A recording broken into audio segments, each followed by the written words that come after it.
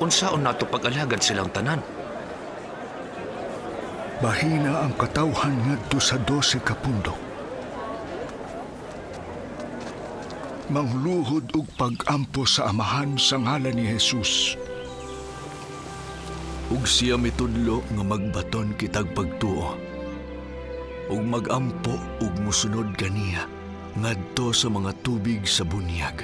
Mag-ampo uban sa inyong banay ngadto sa amahan sa kanunay sa ngalan ni Hesukristo, aron ang inyong asawa ug mga anak mapanalanginan. Gitudlo ni Kristo nato ang pagtuo kaniya, paghinulsol,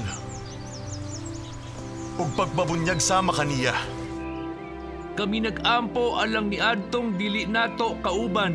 Amahan, nag-ampo kami nga hatagan kami sa Espiritu Santo. Pinaagi sa pagtugot nga gihatag kanako ni Hesukristo, ako mubunyag kanimo sa ngalan sa Amahan ug sa Anak ug sa Espiritu Santo.